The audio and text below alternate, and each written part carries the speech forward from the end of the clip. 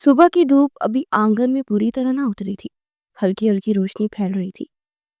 उसने घड़ी में एक तरफ नजर की तो 7 बज रहे थे। उसने अपने बेड से एक छलांग सी लगाई और जल्दी जल्दी तैयार होकर बाहर निकली। अपने बालों का ढीला जोड़ा बांधा, दुपट्टा सीने में फैलाया और बैग कंधे पर लटकाकर बाहर आई तो नानी जान हंसबे मामूल सोफे पर बैठकर तस्बीह पढ़ रही थी। अस्सलाम वालेकुम नवीन, कहाँ की तैयारी है बेटा? उन्होंने तस्वीर रोककर आंखें खोलकर एक नजर उसे दिखा। नवीन मुस्कुराई। नानी जान बस दुआ कीजिए, जिंदगी का एक ऐसा दरवाजा खोलने जा रही हूँ जिसके बंद होने पर मुझे नहीं पता कि मेरी किस्मत कहाँ मुझे लाकर खड़ा करेगी। उसने खला में घूरते हुए मायने खेज जुमला कहा, जो पुरस्कारियत से भरपूर था। है, क्या कह रही हो बेटा? नानी जान ने वहां पास रखा अपना ऐनक उतारा और अपने दुपट्टे से साफ करके अपने चेहरे पर सजाकर गौर से नवीन को देखा। कुछ नहीं नानी जान, बस आपकी दुआ चाहिए। उसने किचन में जाकर अपने लिए नाश्ता बनाया। अंडे की खुशबू पूरे घर में फैल गई थी। नानी जान पहले ही नाश्ता कर चुकी होंगी, उसने अंदाजा लगाया।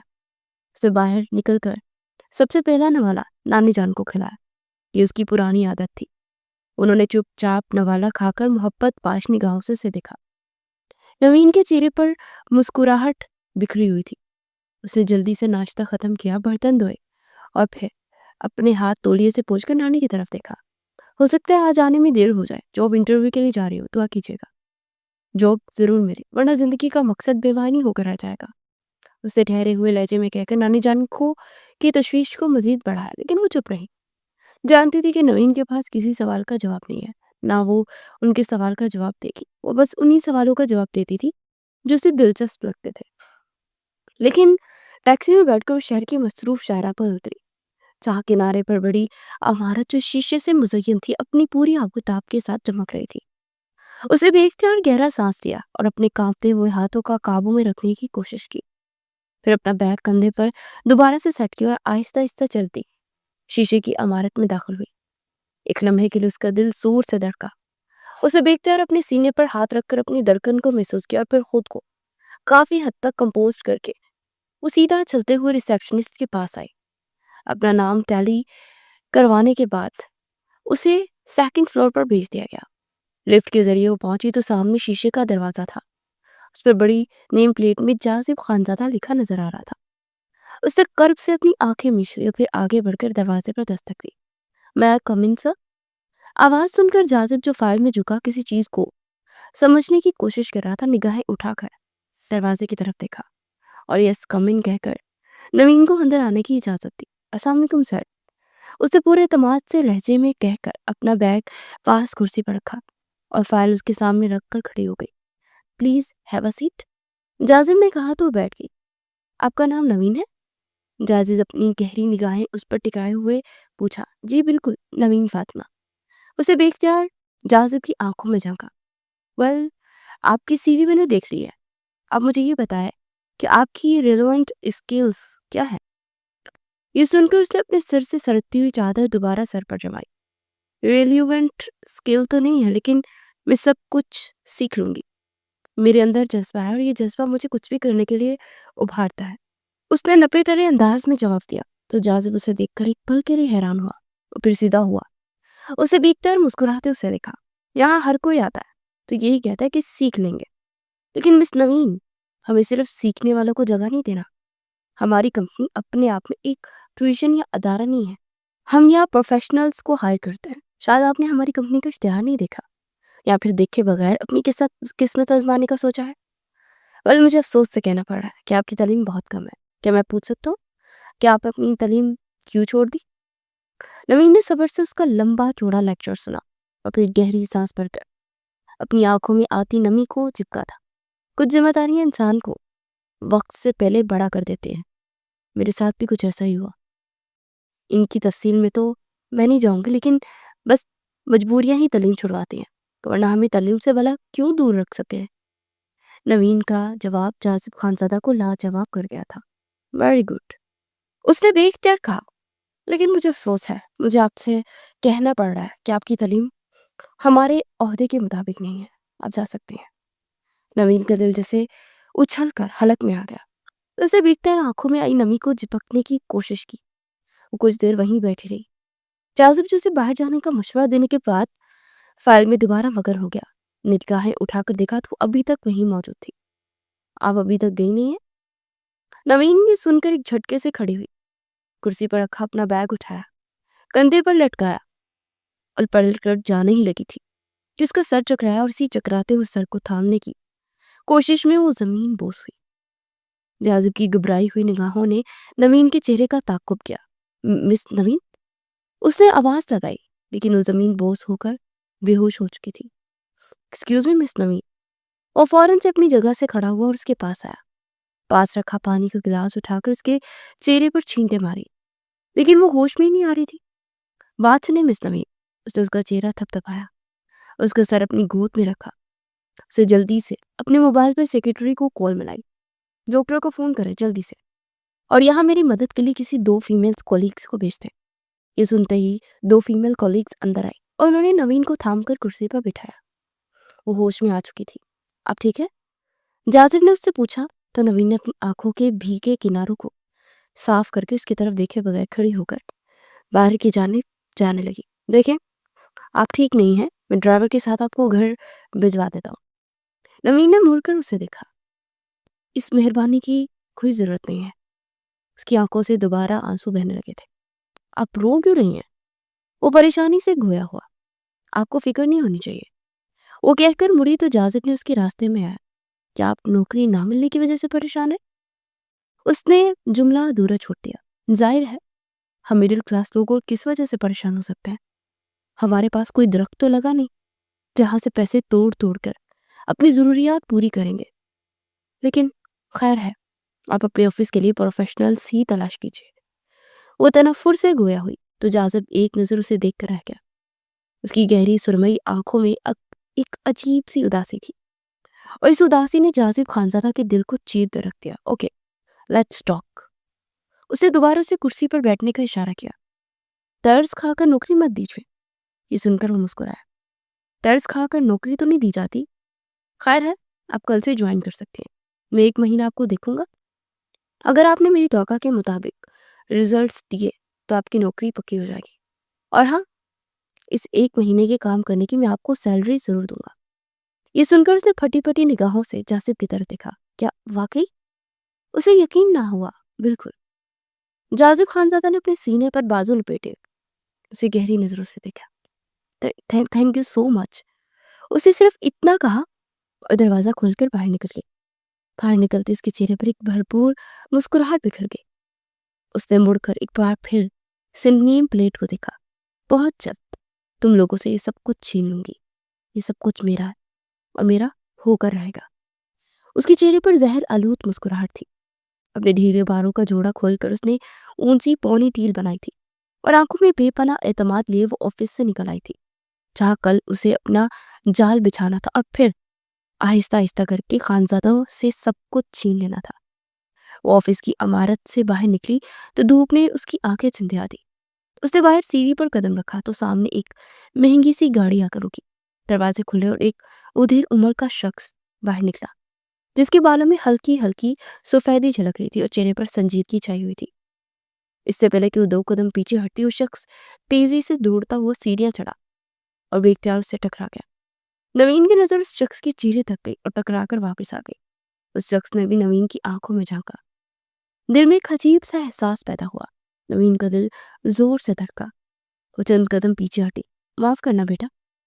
اس شخص نے اس کے سر پر ہاتھ رکھنے کا اشارہ کیا اور تیزی سے سیڑھیاں چڑھ کر اس کی سائڈ سے نکل کر اندر بڑھ گیا۔ نوین نے مڑ کر ایک نظر پھر سے دیکھا۔ آنکھوں کے کنارے بھیگنے لیکن وہ سر جھٹک کر وہ واپس اپنے خیال سے چونکی۔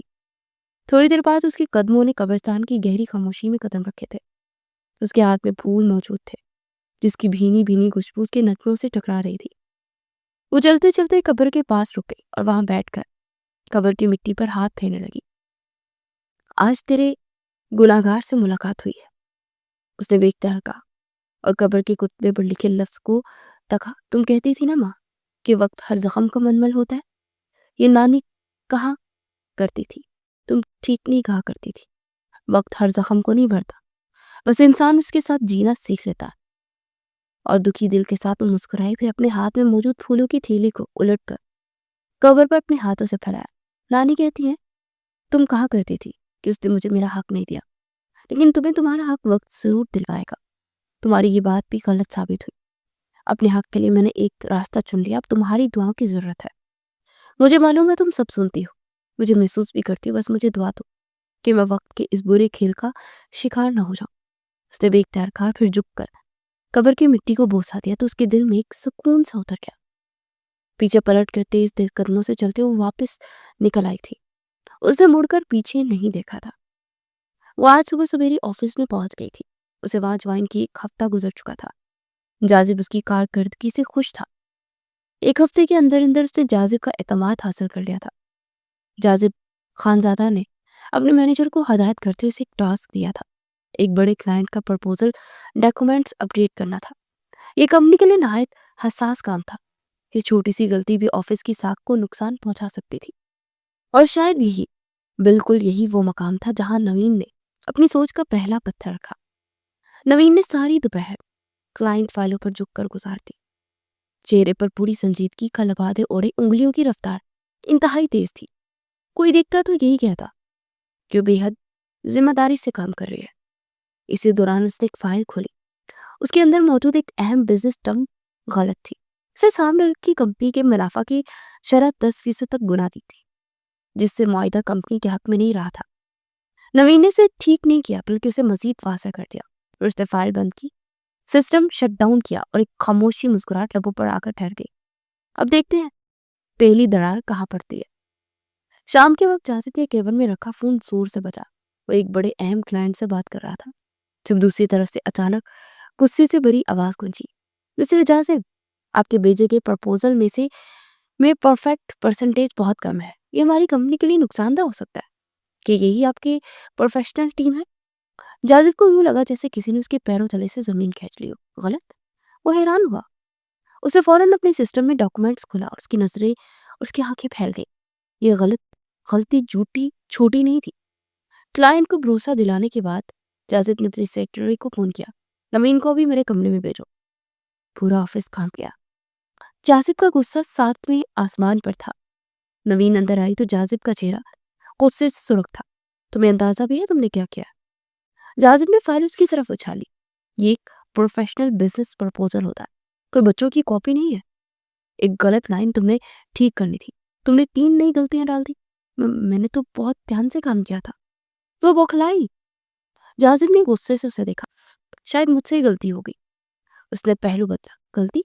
ये गलती नहीं है, कंपनी की शोहरत का जनाजा है। क्या तुम्हें पता है इसे गलती एक गलत नंबर से हमारी पूरी डील रद्द हो सकती थी।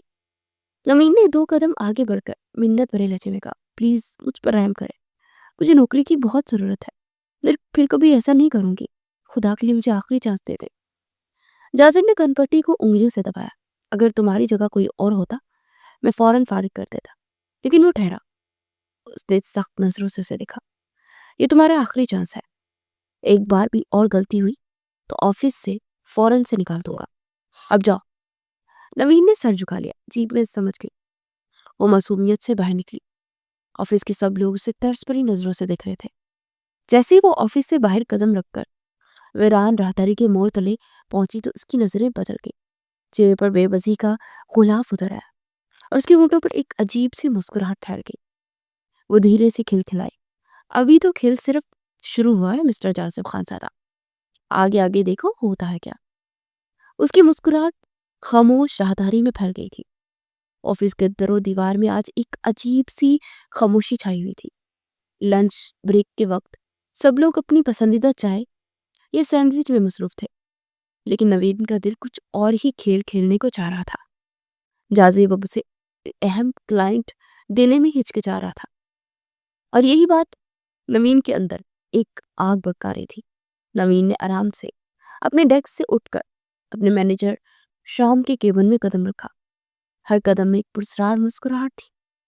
उसकी नजर सीधी शाह खान के कंप्यूटर पर पड़ी, वही मैनेजर जिसके हाथ में आज कंपनी की अहम फाइलें थी। नवीन ने आहिस्ते से कंप्यूटर के पास कदम बढ़ाया और किसी आम सा मुलाजिम की मासूमियत के साथ बोर्ड पर हाथ रख दिया। चंद मिनट बाद उसने सारी फाइल खोल दी, जिसमें कंपनी के तमाम काम कमजोर नुकात, मुआहदे की छोटी छोटी गलतियां और क्लाइंट के सामने मुमकिन खतरात दर्ज थे। دل زور سے دھڑک رہا تھا. بس یہی موقع ہے. نوین نے خود سے سرکشی کی اور ایک آہستہ سی مسکراہٹ لبوں پر پھیل گئی. نوین نے ایک لمحہ گھڑی کو دیکھا اور پھر بغیر کسی ہچکچاہٹ کے فائل کو کلائنٹ کے ای میل پر بھیج دیا. بس ایک کلک کی دوری تھی اور کمپنی کی تمام کمزوریاں کلائنٹ کے سامنے تھی. یہ کرتے ہی نوین پیچھے ہٹی اور اپنے کیبن کی کرسی پر بیٹھ گئی جیسے کچھ ہوا ہی نہ ہو. دل اندر سے خوشی سے جھوم رہا تھا مگر چہرے پر معصومیت. چند سیکنڈ بعد اسے جاذب کی غصہ بھری گونج سنائی دی. یہ کیا ہوا؟ یہ فائل یہ کیسے کلائنٹ کے پاس کی؟ سب لوگ گھبرا گئے. وہ بھی سب کی طرف دیکھا دیکھی پہنچے تو جاذب چلا رہا تھا. شام خان کی کیسے ہو سکتا ہے؟ یہ کمپنی کی سب سے اہم فائل تھی. اس کا بس نہیں چل رہا تھا کہ شام خان کا سر دیوار میں دے مارے. ابھی اسی وقت میٹنگ بلاؤ. ہمیں اپنے کلائنٹ کو سسٹم کی خرابی کی میلز بھیجنی ہے. وہ چیخا تھا. نوین پیچھے اپنی ڈیسک پہ بیٹھ کر ہلکی سی مسکراہٹ چھپاتے فاتحانہ نگاہوں سے سب دیکھ رہی تھی. یہ لنچ بریک واقعی مزیدار تھا. نوین کی آنکھوں میں ایک عجیب سی چمک تھی. اب تمہاری بربادی کا وقت شروع ہو جاتا ہے خانزادہ. آفس کی دنیا اب کبھی پہلے جیسے نہیں رہنے والی. وہ بڑبڑائی تھی. وہ میٹنگ روم میں یہاں سے وہاں ٹہل رہا تھا جب شام خان نے اسے مشورہ دیا. سر میری ماں نے تو کیمرہ کو چیک کریں. مجھے لگتا ہے کسی نے فائل کے ساتھ چھیڑ چھاڑ کی. جاذب ایک لمحے کے لیے رک گیا. اوکے اب باہر جائیں میں چیک کرتا ہوں. اور فوراً سے سیکیورٹی روم کی طرف آیا اور کیمرہ چیک کرنے لگا. کیمرہ میں واضح تھا. نوین اپنے کیبن سے اٹھ کر شام خان کی کمپیوٹر کی طرف آئی تھی اور کمپیوٹر میں کچھ کرنے کے بعد وہاں سے واپس لوٹ گئی تھی. جاذب نے فوراً سے اپنی سیکریٹری کو بلایا. سارا نوین کو میرے کمرے میں بھیجو. اس کا بس نہیں چل رہا تھا کہ وہ نوین کو کھڑے کھڑے آفس سے نکال دے. نوین جیسے ہی آفس میں آئی وہ غصے سے یہاں وہاں ٹہل رہا تھا. اس سے کچھ بھی کہے بغیر ویڈیو نوین کے سامنے سٹارٹ کر دی. یہ سب کیا ہے؟ وہ غصے سے دھاڑا. اس کی آنکھوں میں سرخی پھیلی ہوئی تھی. نوین نے کپ کپاتے ہوئے ایک نظر اسے دیکھا اور پھر ایک گہری سانس لی. سر میں نے تو صرف شام خان کے پرنٹر سے اپنے پرنٹ آؤٹ نکالے ہیں. میری انک ختم ہو گئی تھی. اس نے بیچارگی سے کہا. یہ آپ دیکھ سکتے ہیں میں نے سارے پرنٹس نکالے ہیں. اس نے ویڈیو میں اپنے ہاتھ میں موجود کاغذات کی طرف اشارہ کیا. اچھا. جاذب کو جیسے یقین نہ آیا لیکن اس کا غصہ کافی حد تک کم ہو چکا تھا. اوکے اب جا سکتے ہیں اس نے بے اختیار کہا. نوین نے گہرا سانس پڑا. اس کا دل زور سے دھڑکا تھا. ایسا لگا تھا جیسے اس کا راز کھل گیا ہو.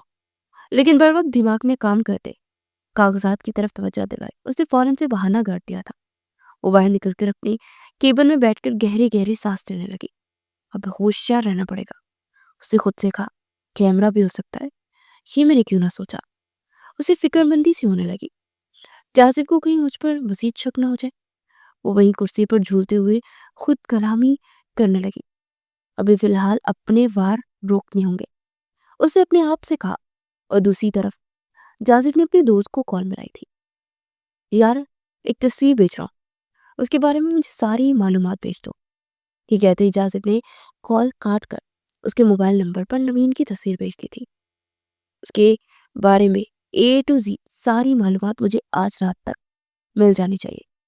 یہ کہہ کر اس نے فون وہی سائڈ ٹیبل پر ڈال دیا تھا اور اپنی تھوڑی پر ہتھیلی جمائے گہری نگاہوں سے نوین کی کارکردگی کا جائزہ لینے لگا. کارکردگی اپنی جگہ ٹھیک تھی لیکن مشکوک حرکت وہ سوچے بغیر نہ رہ سکا. وہ آفس سے نکلا تو صبح سے بھرے بادل برسنے کے لیے بےتاب نظر آ رہے تھے. تیز بارش شروع ہو گئی اور پھر تھمنے کا نام ہی نہیں لے رہی تھی. وہ اپنی گاڑی میں بیٹھا تھوڑا آگے گیا اور اسے بارش کی بوندوں کے درمیان بس سٹاپ پر نوین کھڑی بس کے انتظار میں بری طرح بھیگتی دکھائی دی. وہ اپنی جگہ ٹھہر سا گیا. اس نے گاڑی نوین کے پاس روکی. شیشہ نیچے کیا. بات سنیں اب گاڑی کے اندر آ جائے. اس طرح تو بس نہیں آئے گی اور آپ پوری طرح بھیگ چکے ہیں. اس کی فکر مندی دیکھ کر نوین اپنی جگہ پر جم سکی. نہیں شکریہ میں خود چلی جاؤں گی. میری بس کا ٹائم ابھی ہوا ہے. وہ ہلکی سی مسکراہٹ کے ساتھ کہہ کر آگے بڑھ گئی. یہ اس بات کی علامت تھی کہ وہ لفٹ نہیں لینا چاہتی ہے. جاذب نے اپنے کندھے اچکائے اور شیشہ اوپر چڑھایا اور آگے بڑھا ہی تھا کہ نوین کا پاؤں پھسلا اور وہ بری طرح لڑکھڑا کر کیچڑ زدہ پانی میں گر چکی تھی. اس کے کپڑے بری طرح خراب ہو گئے اور وہ بے حد شرمندہ نظر آنے لگی تھی. جاذب نے اپنی گاڑی روکی اور باہر نکلا. میں نے آپ سے پہلے بھی کہا تھا لیکن آپ ضدی ہیں. یہ کہہ کر اس نے نوین کو سہارا دے کر کھڑا کیا. تو اس کی نگاہیں جھک سی گئی. بھیگے ہوئے کیچڑ زدہ کپڑوں نے اس کا سارا کانفیڈنس پل میں بہا دیا تھا. اس کی آنکھوں میں آنسو جھلکنے لگے. آپ میری گاڑی میں بیٹھ سکتی ہے, کوئی مسئلہ نہیں ہے, میں کار واش کروا لوں گا.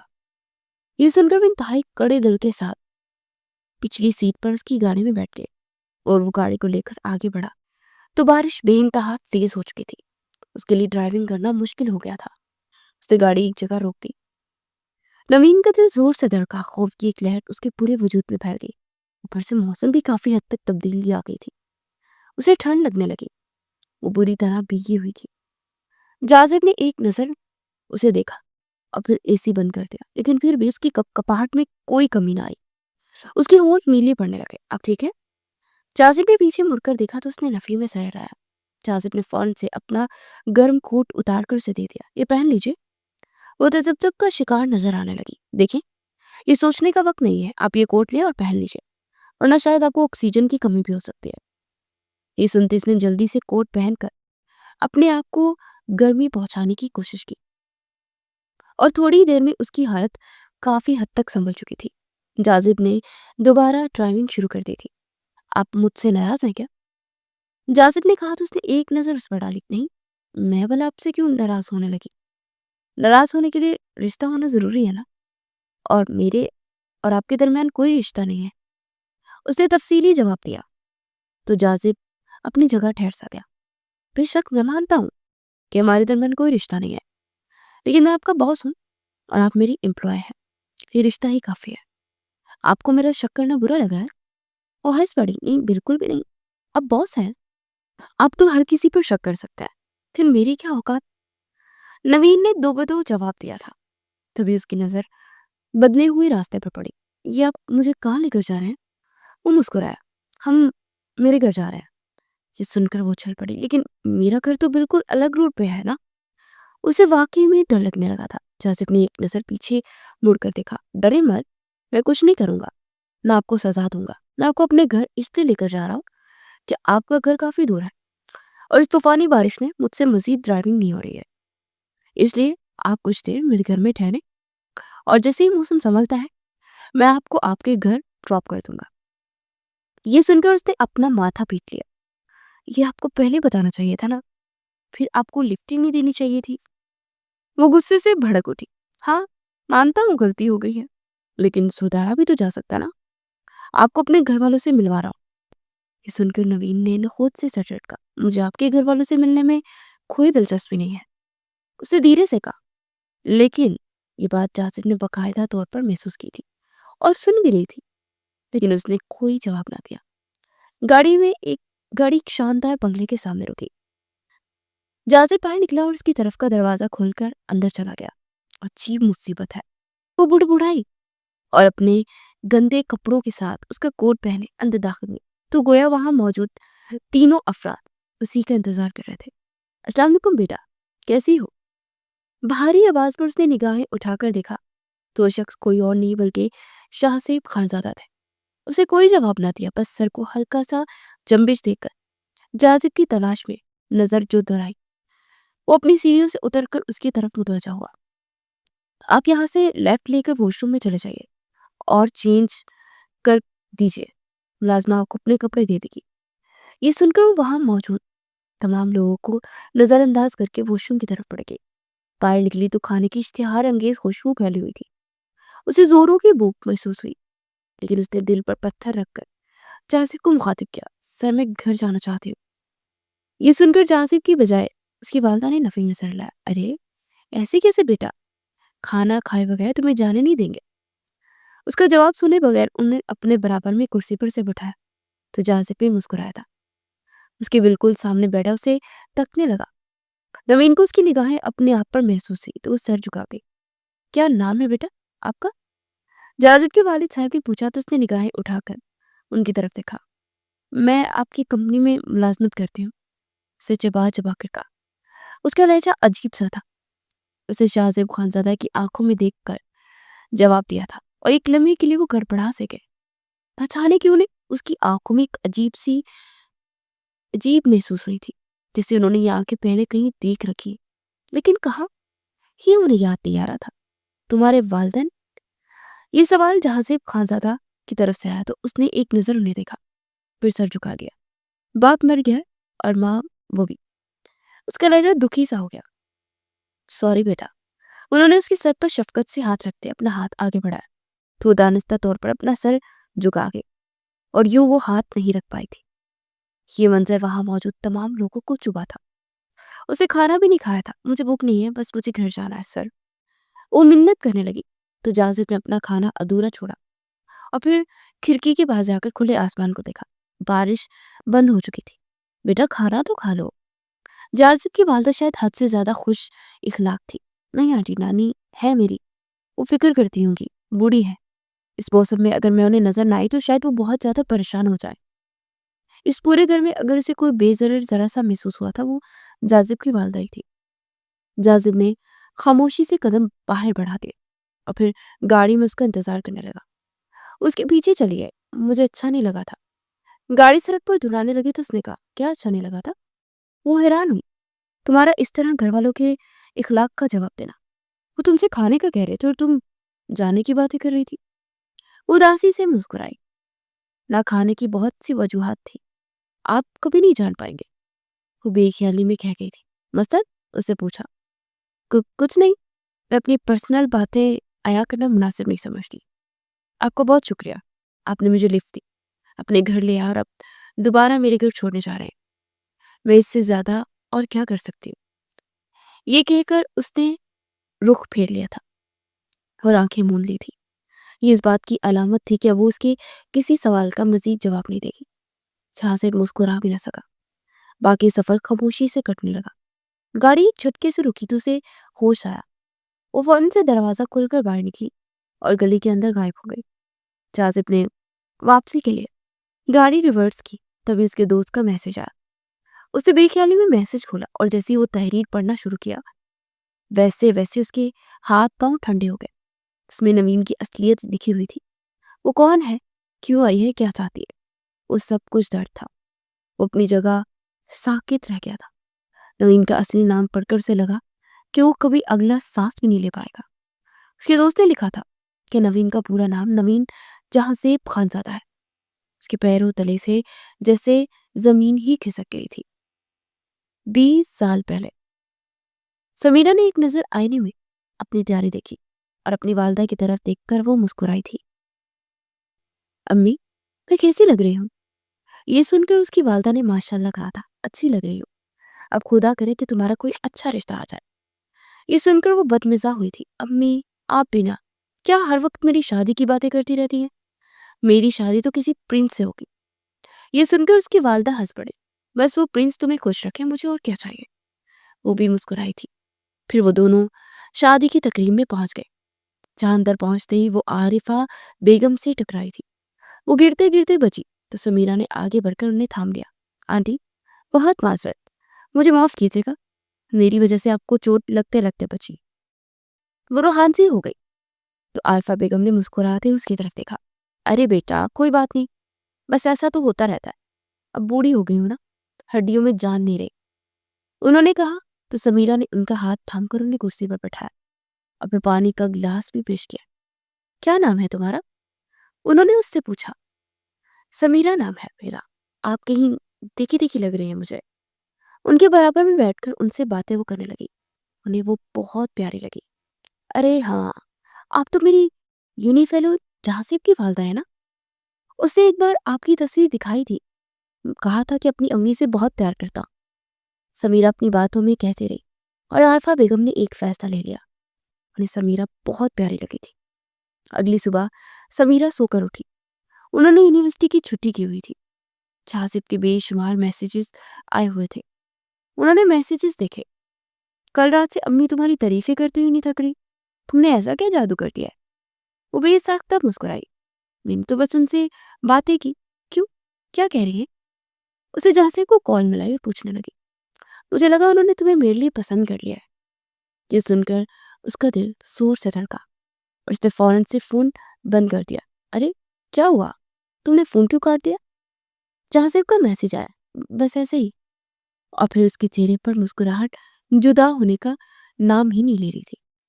جہازیب کا شک درست نکلا تھا۔ شام ہوتے ہی گھر کے دروازے پر بیل ہوئی تو سمیرہ نے دروازہ کھولا۔ عارفہ بیگم کو اپنے سامنے دیکھ کر وہ حیرانی میں ڈوب گئی۔ امی امی عارفہ آنٹی آئی ہیں۔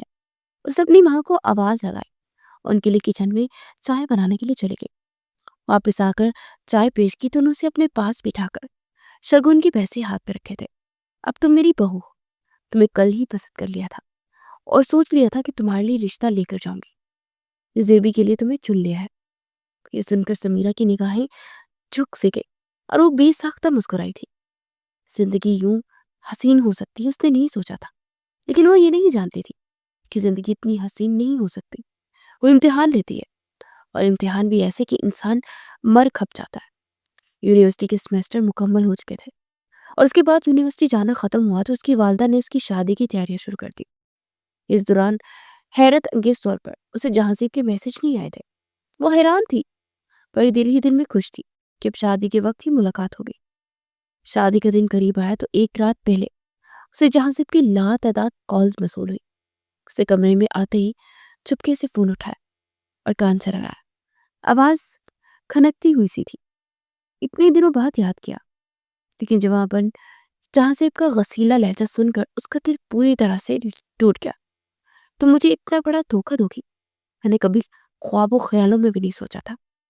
وہ اپنی جگہ ہل بھی نہ سکی۔ کیا کہہ رہے ہو، کیا بکواس کر رہے ہو، ایسا کیوں کہہ رہے ہو؟ شادی کا دن قریب ہے اور یہ سب کچھ۔ وہ اپنی جگہ ٹھہر سے گئی۔ یہ تم مجھ سے پوچھ رہے ہو؟ کیا تمہیں نہیں معلوم؟ وہ چلایا تھا۔ کیا کیا مجھے نہیں معلوم؟ سمیرہ اس کے رویے سے رونے لگی۔ تمہاری شادی کس سے ہو رہی ہے؟ کیا تمہیں یہ معلوم ہے؟ اس کی بات شکست کھو جاتی۔ میری شادی؟ ہاں مجھے معلوم ہے، لیکن تمہیں کیوں مسئلہ ہو رہا ہے؟ وہ رو پڑی۔ میں کبھی سوچ بھی نہیں سکتا تھا کہ تم میرے ساتھ ایسا کرو گی۔ I hate you. وہ دہاڑا، جہاں سے میری بات تو سنو۔ لیکن تب تک کال کر چکی تھی اور وہ اپنا دل تھام کر وہیں بیٹھ گئی۔ جہازیب کو کیا ہو گیا؟ وہ کیوں مجھ سے ایسے بات کر رہا ہے؟ اس کی آنکھوں سے تہتر سے آنسو بہنے لگے۔ تب اس کی والدہ نے اسے آواز دی، بیٹا نکاح کا جوڑا آ گیا، فٹنگ چیک کر لو۔ وہ مرے مرے قدموں سے باہر نکلی۔ جوڑے کے ساتھ ناو کا لاکٹ بھی تھا اور وہاں جہازیب کی بجائے شاہزیب ناو کا لاکٹ دیکھ کر اس کا دل زور سے دھڑکا تھا۔ امی یہ نام کیوں غلط پرنٹ کروا دیا؟ نکاح کے جوڑے کو بھول کر اسے لاکٹ اٹھا لیا تھا۔ تمہارا دماغ چل گیا؟ تمہارے ہونے والے دلہے کا نام شاہزیب بھی تو ہے۔ اسے خالی خالی نگاہوں سے اپنی امی کی طرف دیکھا۔ آنکھوں سے آنسو بہنے لگے۔ شاہزیب؟ اسے دہرایا، ہاں شاہزیب بھی تو ہے، پاگل ہو گئی ہو کیا؟ جاؤ جوڑے کی فٹنگ چیک کر لو۔ لیکن اگلے ہی پل وہ اٹھ کر کمرے میں بند ہو گئی اور وہ دروازے سے ٹیک لگائے زمین پر بیٹھتی روتی چلی گئی۔ اب اسے اندازہ ہوا تھا کہ جہازیب اس پر کیوں چلا رہا تھا، کیونکہ اس کی شادی جہازیب سے نہیں بلکہ اس کے بڑے بھائی شاہزیب سے طے ہو گئی تھی۔ اس نے دیوانہ وار موبائل اٹھایا اور بار بار اسے کال ملائی، لیکن موبائل بند جا رہا تھا۔ اس نے دل کے ہاتھوں مجبور ہو کر ایک میسج چھوڑا، جہازیب مجھے نہیں پتا یہ کیا ہوا ہے میرے ساتھ۔ تمہاری امی کو دیکھ کر تو صرف تمہارا ہی خیال آیا تھا۔ زیبی زیبی کہہ رہی تھی، مجھے لگا شاید تمہیں زیبی کہتی ہے، لیکن میری شادی تمہارے بڑے بھائی سے میں یہ سوچ بھی نہیں سکتی۔ پلیز مجھ سے رابطہ کرو۔ اس نے ہچکیوں سے روتے ہوئے میسج ریکارڈ کیا، لیکن اس کے بعد جہازیب نے اس سے کوئی رابطہ نہیں کیا تھا۔ نمبر مسلسل بن جا رہا تھا اور وہ ایک بھنور میں پھنس گئی تھی جس سے نکلنا ناممکن تھا۔ اور پھر وہ نکاح کا دن بھی آیا، جب اپنے دل پر بھاری چٹان رکھ کر وہ شاہزیب کی دلہن بنی اور اپنے ہاتھ پر شاہزیب کے نام کی مہندی بھی لگوا لی تھی۔ آنکھیں ہر خوشی سے رخصت ہو چکی تھی، آنسو نے ڈیرا جما لیا تھا۔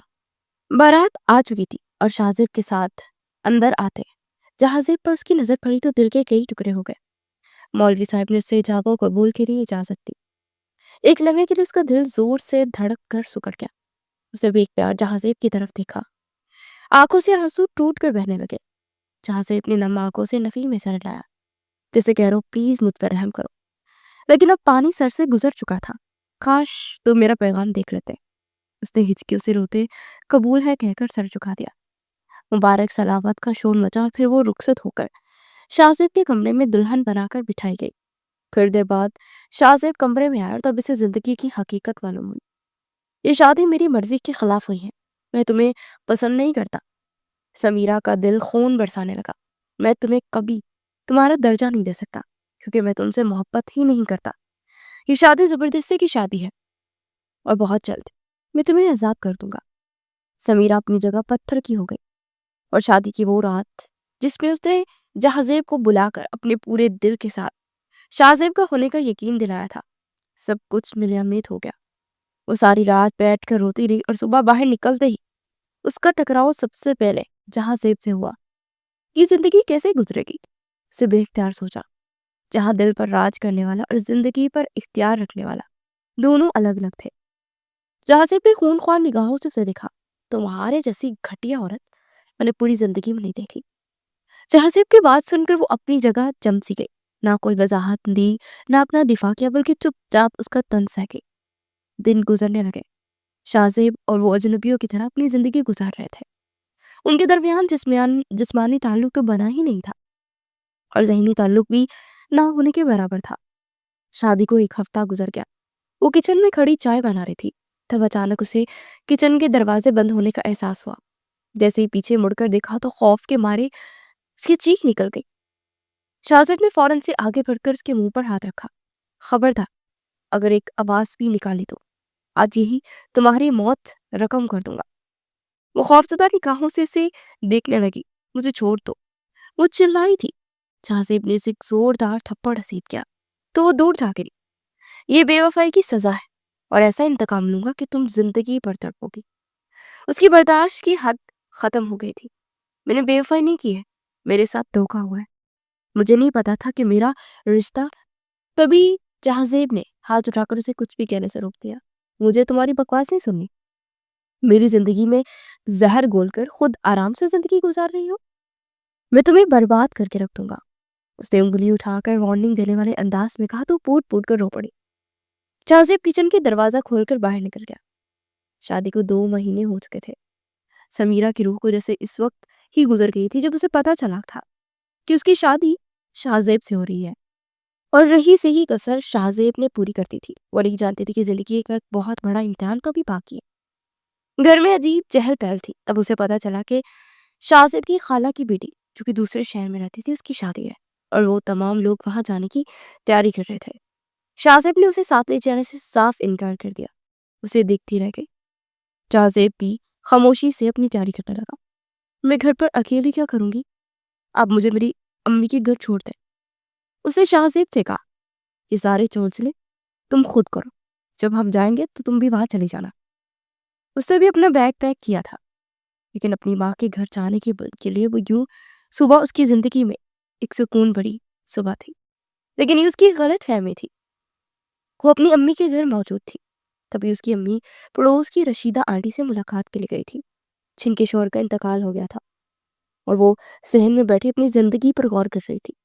جب بیرونی دروازے پر دستک ہوئی، اس نے اٹھ کر دروازہ کھولا تو سامنے جہازیب کو دیکھ کر اس کی چیخ نکلی، تم شادی میں؟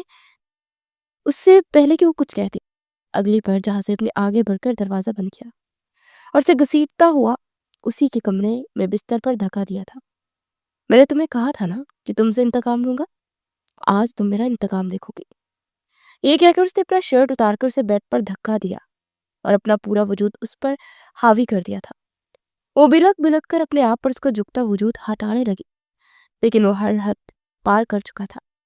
جہازیب نے اپنے بدلے کی آگ میں سمیرہ کو برباد کر دیا تھا، اور پھر سمیرہ کو ایسی چپ لگی کہ جیسے اس کی زندگی میں بہت بڑا حادثہ گزر گیا ہے۔ اسے اس بات کو سب سے چھپا لیا۔ جہازیب کے بدلے نے اس کی روح تک کو زخمی کر دیا۔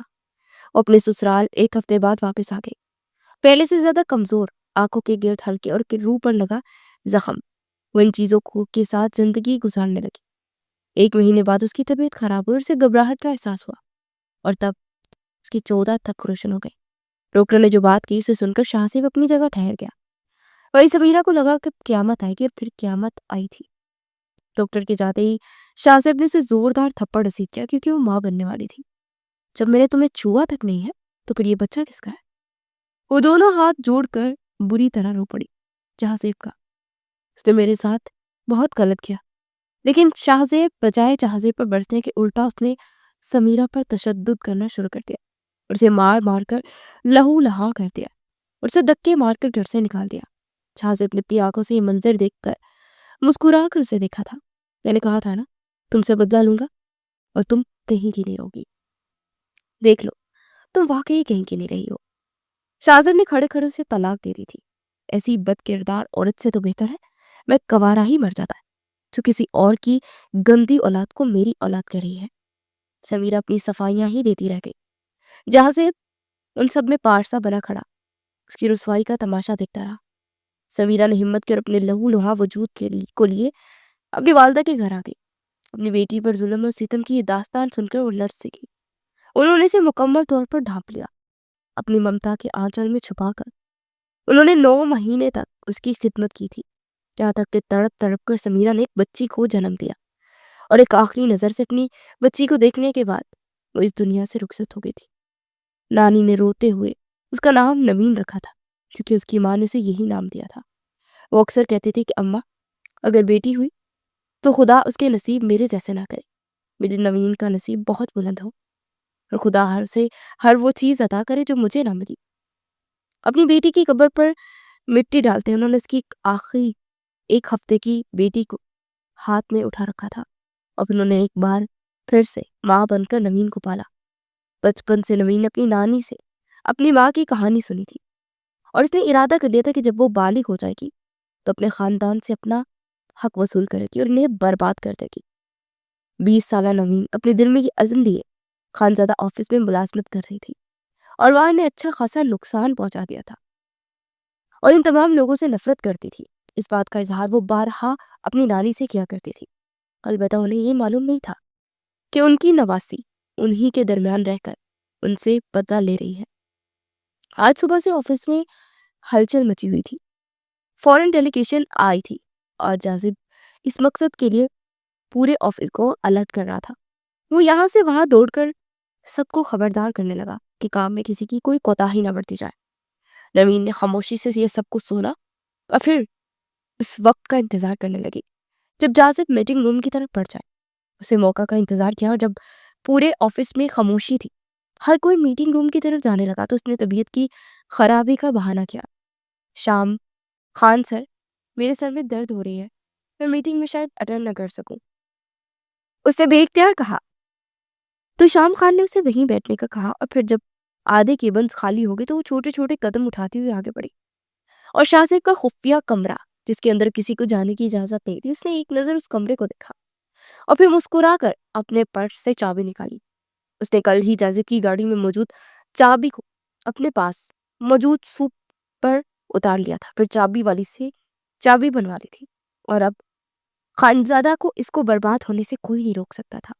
وہ بڑبڑائی اور پھر لاک میں چابی گھمانے کی بات وہ اندر آئی جہاں سسٹم نصب تھا۔ اس سسٹم کو اچھی طرح سمجھ چکی تھی۔ اس نے آہستگی سے دروازہ بند کیا اور لائٹ بند کر دی تھی۔ کمرے میں اندھیرا چھا گیا۔ اس نے اپنے موبائل کی لائٹ جلائی اور جیسے ہی سسٹم آن کیا تو جاذب کے پاس موجود موبائل تھر تھرانے لگا۔ میٹنگ روم روک کر اس نے موبائل دیکھا تو اپنی جگہ ٹھہر گیا۔ خفیہ کمرے میں کسی کی موجودگی نے اس کے 14 تک روشن کر دیا۔ اسے شام خان کو اشارہ کر کے اپنی جگہ کھڑے ہونے کا اشارہ کیا اور میں ایمرجنسی کہہ کر ایکسکیوز می کہتا ہوا کمرے سے نکلا۔ اس کے قدم اپنے اب خفیہ کمرے کی طرف بڑھتے جا رہے تھے۔ ماتھے پر موجود پسینے کے چھوٹے چھوٹے قطرے ابھرنے لگے۔ اسے دروازہ کھولا تو نوین اچھل کر سیدھی ہوئی۔ اندھیرے میں اسے پتہ ہی نہ چلا کہ کون اندر آیا۔ دروازہ بند ہوتے ہی کسی نے سوئچ پر ہاتھ مار کر لائٹ چلائی، اگلے ہی لمحے پتھر کی ہو گئی اور کوئی اور نہیں جاذب اپنے سینے پر بازو لپیٹ کر اسے آنکھیں سکیڑ کر دیکھ رہا تھا۔ تو یہ تم ہی ہو؟ میرا شک درست نکلا۔ وہ چھوٹے چھوٹے قدم اٹھا تھا اس کے پاس آیا تو دیوار سے جا لگی۔ جاذب نے ایک ہاتھ دیوار پر رکھا اور دوسرے ہاتھ سے اس کا جبڑا پکڑ کر اپنے بے حد قریب کیا کہ جاذب کی سانسیں نوین کے چہرے پر باقاعدہ طور پر محسوس ہو رہی تھی۔ نوین نے کرب سے اپنی آنکھیں میچی اور پھر اگلے لمحے اس کے سینے پر ہاتھ رکھ کر اسے دور دھکیلا۔ ہاں، یہ میں ہی تھی جس نے شام خان کی کمپیوٹر سے فائل بھیجی۔ یہ میں ہی تھی جس نے کلائنٹ کے معاہدے میں منافع کی شرح کو کم کر دیا اور یہ میں ہی ہوں جو خانزادہ کو نقصان پہنچانے کی کوشش کر رہی ہوں اور مجھے اس پر فخر ہے۔ ان کی ایک ایک تکلیف میرے دل پہ ٹھنڈک بن کر اترتی ہے، سمجھے تم؟ وہ چلائی تھی۔ شاہ سے اپنے پھٹی نگاہوں سے اس کا یوں چلانا سنا کون ہو تم؟ آخر چاہتی کیا ہو تم؟ اس نے آگے بڑھ کر اسے کمر سے کھینچ کر خود کے بے حد قریب کیا اور اپنی آنکھیں اس کی آنکھوں میں گاڑ کر سوال کیا تھا، تم مجھے بیوقوف سمجھتے ہو؟ تم سب کچھ جان گئے ہو کہ میں کون ہوں؟ میں نوین جہازیب خانزادہ، سمجھے تو؟ اسے ایک بار پھر سے اسے دور دھکیلا۔ وہ وہی زمین پر بیٹھ کر بلک بلک کر رو پڑی۔ میں تمہارے چاچا کی وہی ناجائز اولاد ہوں جسے تمہارے باپ نے قبول کیا اور نہ میرے اپنے باپ نے۔ اس کی ہچکیاں بند ہو گئی۔ جازب بھی اس کے ساتھ وہیں زمین پر بیٹھا تھا اور اسے مسلسل آنسو بہاتا دیکھ کر اس کے دل میں جیسے چوٹ سی لگی۔ تم پلیز رونا بند کرو، وہ بے چینی سے بولا تو نوین نے ایک نظر اٹھا کر اسے دیکھا، پھر اپنے آنسو صاف کیے۔ مجھے پتا ہے تم میری تکلیف برداشت نہیں کر سکتے کیونکہ تم اس تکلیف سے کبھی گزرے ہی جس سے میں گزر رہی، پل پل گزرتی اور ابھی تک محسوس کرتی۔ اس کی آواز روند گئی۔ اس نے اگلے ہی پل اس کی کلائی تھامی اور اسے لے کر آگے بڑھا۔ چھوڑو مجھے، کہاں لے کر جا رہے ہو مجھے؟ وہ چلانے لگی۔ جازب نے آگے بڑھ کر اپنے ہونٹوں پر انگلی رکھ کر اسے چپ ہونے کو کہا۔ اپنا اور میرا تماشا نہیں چاہتی تو چپ چاپ میرے ساتھ چلو۔ جازب نے اسے دھمکایا تو بالکل چپ ہو گئی۔ جو بھی تھا وہ لڑکی ذات تھی اور اس وقت اس کا دل زور سے دھڑک رہا تھا۔ جازب کے ساتھ گھسیٹتے ہوئے وہ گاڑی میں بیٹھی اور وہ ڈیش ڈرائیونگ کرتا ہوا اسے اپنے گھر لے آیا تھا۔ میں اندر نہیں جاؤں گی، وہ چلائی۔ جازب نے اس کی بات سنے بغیر اسے کھینچ کر باہر نکالا تو چیختی رہ گئی، چھوڑو مجھے ہاتھ مت لگاؤ۔ وہ مسلسل یہی بات کہتے اپنا ہاتھ چھڑانے کی کوشش کرتے ہوئے گھر کے اندر آئے تو جازب نے اسے وہی صوفے پر بیٹھایا تھا۔ ابو، چاچا باہر آئے، بات کرنی ہے مجھے آپ سب سے، زور زور سے چلا کر وہ کہنے لگا۔ تو سب سے پہلے آنے والی شخصیت دادی صاحبہ عارفہ بیگم کی تھی۔ کیا ہوا جازب، کیوں چلا رہے ہو؟ چچا جان بھی سیڑھیاں اتر کر آئے تھے۔ اس لڑکی کو وہاں دیکھ کر وہ ایک لمحے کے لیے ان کا دل ڈوب کر ابھر۔ شازد بھی پہنچ گئے تھے۔ اتنی بڑی حقیقت آپ لوگوں نے ہم سے چھپائی، بلکہ شاید آپ لوگوں کو معلوم ہی نہیں ہے کہ کون کیوں جازب چاچا، میں ٹھیک کہہ رہا ہوں نا؟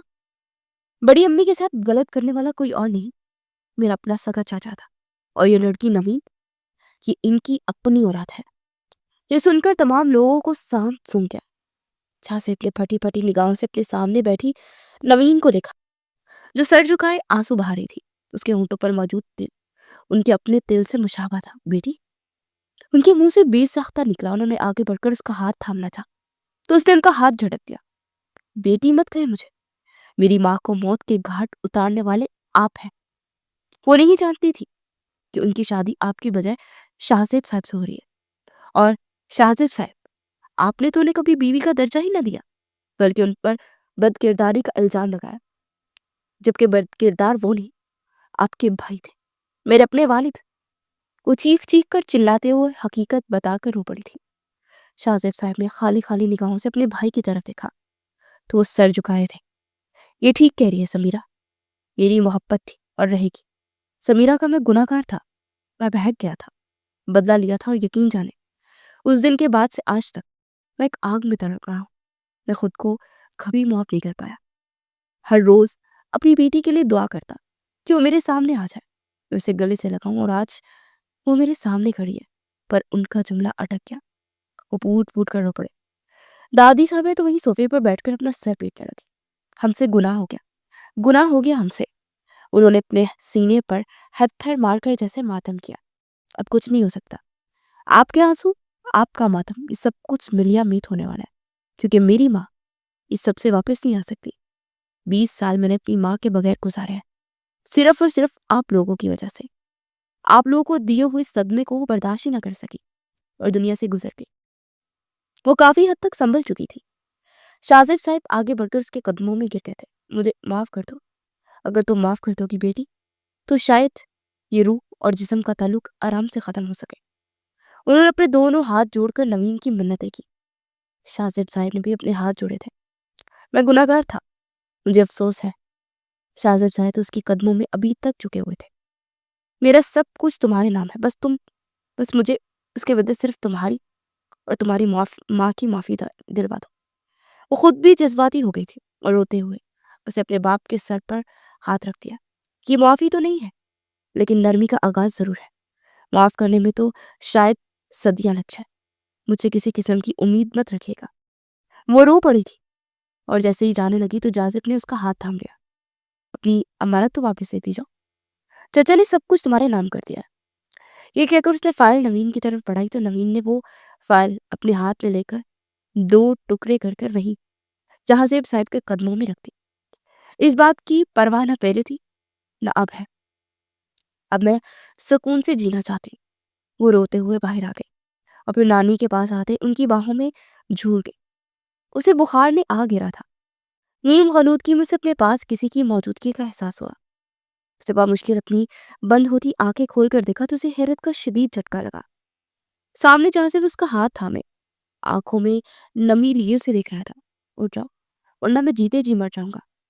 میں تمہیں اپنے دل دے بیٹھا ہوں اور نہیں چاہتا کہ ایک بار پھر سے کوئی جہازیب اور سمیرہ الگ ہوں۔ میں یہ کہانی دوبارہ نہیں بنانا چاہتا۔ مجھے معاف کر دو لیکن تم ایک بار آنکھیں تو کھولو۔ وہ مسلسل اپنی آنکھیں بند کیے اس کے ہاتھوں کو اپنی آنکھوں سے لگائے باتیں کر رہا تھا۔ جب نوین نے نگاہیں جھکا کر اپنا ہاتھ کھینچا تو ہڑبڑا کر سیدھا ہو بیٹھا۔ تم ٹھیک ہو؟ ٹھیک ہو نا تم؟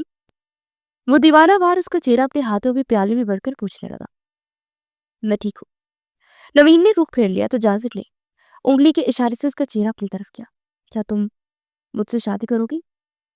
جازب کا سوال اتنا اچانک تھا کہ وہ پوری جان سے کانپ گئی۔ میں تھک گئی ہوں۔ بدلے اور انتقام کی آگ نے مجھے تھکا دیا ہے۔ وہ بولی بھی ٹھیک تو کیا؟ جازب دیکھتا مسکرایا پھر اس کے بالوں کو کان کے پیچھے کر کے اس نے اس کا ہاتھ تھام کر اپنے لب اس کے ہاتھوں پر رکھ دیے تھے۔ میں جانتا تھا کہ تم انکار نہیں کرو گی۔ میں تمہیں اپنی زندگی میں شامل کرنا چاہتا ہوں۔ تمہیں اعتراض تو نہیں ہے نا؟ نوین نے روتے ہوئے نفی میں سر ہلا دیا۔ تم ان سب سے الگ ہو۔ یہ میں پہلی ملاقات میں ہی جان گئی تھی۔ تمہارے سینے میں دل کی جگہ نرم دھڑکن ہے، یہ میں پہچان گئی تھی اور تم میرے لیے ایک اچھے لائف پارٹنر ثابت ہو سکتے ہو، یہ مجھے معلوم ہو گیا تھا۔ نوین نے اس قدر تفصیل سے تجزیہ کیا تھا کہ وہ گہری مسکراہٹ سے اسے دیکھتے ہوئے اپنی زندگی میں قبول کرتے اپنی دلہن بنا گیا تھا۔ میں آپ کے ساتھ آپ کے گھر میں نہیں رہوں گی، نوین نے شرط رکھی اور جازب نے وہ شرط قبول کر لی۔ اسے لے کر اپنے اپارٹمنٹ میں آ گیا۔ نوین نے اپنی نانی کو ساتھ رکھنے کی شرط رکھی تھی، جازب نے وہ بھی قبول کر لی۔ کوئی اور حکم جانا؟ اسے شرارت سے اس کے ماتھے پر بوسہ دیتے اسے اپنی باہوں کی حصار میں لے کر پوچھا تھا۔ اور کچھ بھی نہیں ہے، اسے سر جھکایا۔ تبھی جازب نے اسے خط دیا تھا۔ وہ چچا جان کا خط ہے، تم انہیں معاف کر دو نوین۔ نوین نے بہتی آنکھوں سے خط پڑھا۔ میرا سب کچھ تمہارے نام ہے، میں تمہارا مجرم ہوں جانتا ہوں، لیکن یہ دل بھی کہتا ہے کہ ایک نہ ایک دن تم مجھے بابا ضرور کہو گی۔ تمہیں نوین ہچکیوں سے رو پڑی تھی۔ بابا میں نے آپ کو معاف تو کر دیا لیکن میں اپنی ماں کے غموں کو نہیں بلا سکتی، اس لیے میں آپ کے سامنے نہیں آ سکتی۔ اس نے خود کلامی کی تھی اور وہ خط پھاڑ کر ڈسٹ بین میں پھینک دیا تھا۔ زندگی رہی تو شاید پھر کبھی آپ کو بابا کہہ کر پکاروں، لیکن یہ ناممکن سا ہے۔ اس نے کھڑکی میں کھڑے ہو کر چاند کو تکتے ہوئے سوچا تھا۔ تبھی اسے اپنے کندھے پر گہرے نرم گرم لمس کا احساس ہوا تو بے اختیار پیچھے مڑ کر جازب کے سینے میں اپنا منہ چھپا کے تھی۔ زندگی آسان تو ہو گئی تھی لیکن کچھ زخم باقی رہے تھے اور جازب نے اس سے وعدہ کیا تھا کہ وہ اس کے سارے زخم آہستہ آہستہ کر کے منمل کر دے گا۔ نوین نے اس کی بات پر یقین کرتے اس کے کندھے پر سر رکھ کے آنکھیں موند لی تھی۔ وہ اب تھک چکی تھی اور سکون بھری زندگی جازب کے ہمراہ گزارنا چاہتی تھی۔ محبت ان کے درمیان بیٹھی مسکرا رہی تھی اور وہ دونوں ایک دوسرے سے اپنے دل کا حال بیان کرتے اپنی زندگی میں آگے بڑھ رہے تھے۔